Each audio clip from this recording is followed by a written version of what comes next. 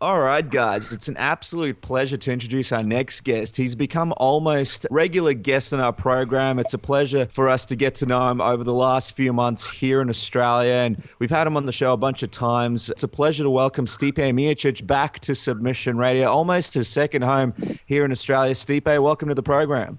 Hey, thanks for having me, brother. It's our pleasure. It's always great to have you on. You're obviously live from Berlin at the moment. Stipe, let's talk about some serious business. All right, before we get to the fights, your beloved Cleveland Cavaliers lost the NBA playoffs to the Golden State Warriors in 6 games. What happened, man? We lost, man. It just wasn't no time. They played hard, but sometimes you fall short once in a while. But, they gave all they got. We're real proud of them. Yeah, no, absolutely. You were actually at the game, I believe, the last game there. Just wondering, did you get a chance to speak with any of the guys? What was the vibe like? Because obviously it was a bittersweet moment for you guys. Yeah, no, I didn't talk to anyone. I just went to the game, watched it, and went home. Pretty standard stuff. Seeing as you're in Berlin, we got to ask, how's Berlin? How's Berlin treating you? So far, so good, man. People are great here. Good food, can't complain. Yeah, well, no, absolutely. We imagine being in Europe, it must be a big, almost very, very tempting for you to want to go over and visit Croatia. Are there any plans going up there while you're in Europe? No, I was Berlin for a couple of days and got to go home and go back to real life. That's unfortunate. Well, seeing as you're in Germany, the UFC's recently done Poland, Sweden, and now Germany. Seems like they're kind of teasing you. Do you wish they'd hurry up and go do a show in Croatia already? I hope, man. They said something about it. But we'll see what they say. We have a lot of shows. And, if they can get it, they can. If not, it is what it is. But hoping they can. Yeah, well, hopefully so. Now, let's talk business, Stipe. Your division, the heavyweight division, has gone quite a shake-up recently with Fabricio Werdum beating Cain Velasquez to become the new champion. First things first, what did you think of the fight? Oh, it was a great fight. They both came out swinging. They wanted it, and unfortunately, Fabricio, he's the one that got it, They're both competitors. They're great champions, and, it was Fabricio's sense that night. Were you like us? Were you shocked at the way Cain looked? He ran out of cardio and he got outclassed by Werdum. No, maybe it had to do with the altitude or, being the case for a little bit, and for a couple of years. So, he'll be back strong. He's ever been, he's a tough man. He's a champ. He's a former champ. The guy knows how to fight. He'll be back stronger. No, absolutely. Now, you said before that you have what it takes to beat Cain Velasquez. After what Fabricio did to him, does that fill you with even more confidence that you also could have possibly beaten the former champ? Every time I walk in the cage, I have a great game plan, no matter who it is. I'm more confident when I walk in because I have great coaches, and no matter what the guy brings to the table, I'll have a game plan for it. I think, with Cain Velasquez, for so many years, he's been, granted he's been on the shelf for a while, but for so many years, he was, being called the next Fedor and this generation's big heavyweight. And after seeing him being immortalized, obviously you're confident every time you go into the cage. But was it a bit more of a moment for you where you're like, wow, this guy, he is even more beatable than you may previously have thought? Well, yeah, I think, like I said, every time I walk in the cage, I have a game plan, and watching guys in this fight, they have their tendencies and stuff like that. Anyone's beatable. I don't care who you are. It's the MMA game. Anyone's beatable, and I know I can do it, and I know I can win every time. Now, it's interesting because obviously there's all these rumors surrounding who's going to be the next person to fight for the title. Dana White's gone on record and said it looks like it's going to be between you and Andrei Arlovski. The crazy thing that it seems right now is that Andrei Arlovski, according to a lot of people like Front Row Brian, is looking like the person who's going to jump the queue and fight Werdum for the title next. Just wondering, what did you think about these rumors? Because I'm sure you would have heard them as well. Yeah, I was kind of upset a little bit. I put my time in. I fought, top-ranked guys the last couple of fights. I built myself to get up to that level, and give my shot at the title. And really upset me that a guy would just jump me like that. You're ranked third while Andrei's ranked fourth. If he gets the fight over you, does it make you question what's the point in the ranking system? Because logically, the top-ranked fighter should be the one who gets the next shot, right? Yes. Does it? I have no comment. A very, very political answer there. Stars make fights, and a lot of people are listening to this interview right now, and a lot of your fans are listening to this interview. If you do get a fight with Fabricio Werdum over Andrei Arlovski, what do you think your advantages over him would be? Why are you the next person to get the fight with him? because he hasn't fought someone like me before. You know, I bring a lot to the table, and and I walk in there and I'm confident I'm going to win the fight, and I'm going to win the fight. You know, I'm going to be the next heavyweight champ.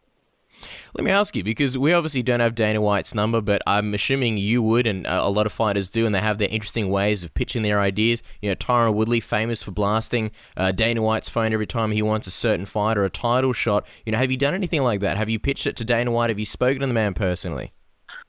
Not personally. I get a text, because I heard that rumor about Arlovski already getting it. So I get a text. I'm like, hey, don't mean to bother you, but I heard a rumor that, Arlovski's getting a fight.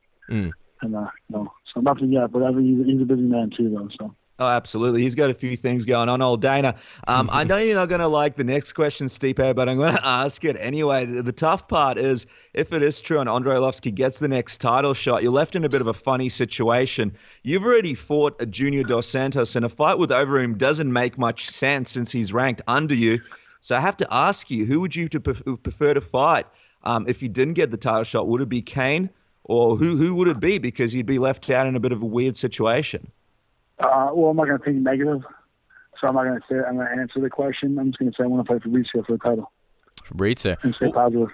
Well, let's talk stylistically. You're pretty secretive. You come in with a good game plan, and thus far, it's failed you very few times. You get it done in the cage. What are just a few things that you do better than Fabricio Werdum? And let me follow that up with you being known for your Division I wrestling. Would you utilize takedowns against him despite his ground game? Oh, definitely. Yeah. I mean, listen, his ground game is amazing. His stance real good too. I'm faster than him. I move better than him. I better stand up. He's really good on the ground. He's a black belt. But I definitely use my wrestling. I'll be smart about it and not put myself in any bad positions. But I think anywhere it goes, I'm comfortable with, and whatever he brings to the table, I'll be able to handle. Wonderful. Now, before we let you go, Steve, because we know how busy you are, we have to do this. We're going to do a quick tap out round with you. Basically, a bunch of fun questions. You answer with the first thing that comes to mind. Okay? Are you ready? Let's do it. All right. So you tweeted out, fuck it, on June 18th. Now, our girlfriend said we're not great at reading between the lines. What did you mean by that tweet? Well, because it's a rumor. I heard a rumor. So that was you being raw. That was you expressing that Andre might get that title shot. Yeah. Moving on, someone asked you via Twitter if a hot dog is a sandwich. You replied, "Who cares? It's delicious." Now, basically, Dennis thinks that a hot dog is still a hot dog once you put the sausage in the bread. Right, boom, there you go. There's a hot dog. Me, personally, I think a hot dog is only when you put the sausage in a hot dog bun. Can you settle this for us? What does Judge Stipe think? The Honorable Judge Stipe. I think it's whatever you think is delicious. I like whatever you want to think it is. They're delicious. They're amazing. The battle continues between Dennis and myself and hot dogs. Yeah, that's it. We're going to have to keep presenting cases. Now, while what we're talking about Ask Stipe Twitter questions, someone asked you if you'd ever consider being a cop instead of a fireman. Your response was, "Oh my God, never." Now, this feud between the police department and the fire department that we've seen in every movie, is it real? Because we don't know anything about it, but why can't you guys just get along? Why is there this big feud between the police department and the fire brigade? There's no feud. There's no feud. The guys are, police officers in the cities I work in, they're great guys and they come by, but I think they're a little salty because they took the wrong test. But so safe to say you would never be a police officer. I would never be a police officer. I would be a fireman. Fair but enough. I would never burn that bridge, though. You never know. I could be a police officer. Well, of course you wouldn't burn the bridge because then you'd have to put it out. You'd be basically making more work for yourself. Now, we're here all night. Now, when asked what superpower you'd have, you answered with being invisible.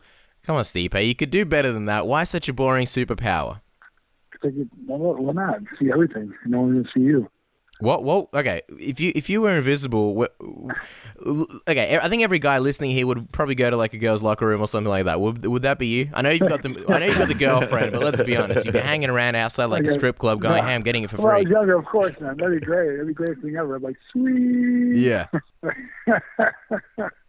Imagine that. That would be great. Now, your good mate, Mirko Cro Cop, he's looking to have a bunch of rematches. You went out and you said that you think, good for him. This is what he should be. If he wants it, then he should get it. What do you think is one rematch that you'd like to see Mirko Cro Cop have in the UFC before he calls it? Is there one person in particular you'd like to see him rematch? Yeah, either Nogueira or Nelson. Yeah, that'd be cool. Yeah, there you go. Now, Fabricio Werdum, he's finished Fedor and Cain. Now, those are two guys that have been previously considered the greatest of all time. I know you're gunning for Fabricio Werdum. I know you want to beat him, but do you think that puts a possible argument for him being the most accomplished heavyweights in MMA of all time? I mean, he's the best of the best, you know. So I mean, it's what when someone thinks, you know. I think he's amazing. I mean, he's tough, you know. He's the best in the world. So it's just tough, you know. It's what one person thinks, because there's so many people that think one thing and another person thinks another. So now you got that belt for a little while, you know, for a while. No, absolutely. Now, this is an answer that you gave on Twitter to Ask Stipe that really stumped us. When someone asked you if you had a favorite band, you said that you didn't. Surely this can't be true, Stipe. You must have a couple of favorites that you listen to on the old iTunes. I mean, I listen to everything in the top 40. Honestly, I do like Tom Petty a lot. Really, Tom Petty. Tom Petty, but yeah, I do like them. Yeah, it's good times. I mean, I listen to everything. I like everything. Whatever gets me in the mood, and, you know, gets me jamming, and gets my head bobbing a little bit. What about Nickelback? Do you like Nickelback, Stipe? Good question. The politically correct answer. Nickelback, right? Yeah, exactly. All right, finally, the last question. All right, so we can't get a prediction out of you because you don't have a fight lined up yet, but finally, LeBron versus Jordan, be honest, who's greater? LeBron. Oh, my God. First Tom Petty, now LeBron. It's like we didn't really even know you at all, Steve. We don't even know who you are anymore, Steve. Yeah, you've changed, man. This trip to Berlin's changed you. But I'll tell you what, you think hot dogs are delicious, so we forgive you. Thank you very much for coming on our program. We appreciate you taking out the time. Guys, you can follow Stipe on Twitter, at Stipe Miocic UFC. Any last words to the fans, Stipe, before we let you go? Just give me a title shot. You know, get everyone on the bed. Yeah, we're going to give me a title shot. That's all I care about. I love how appreciate you guys having me on. I love how that's to the fans. Give him a title shot, fans, all right?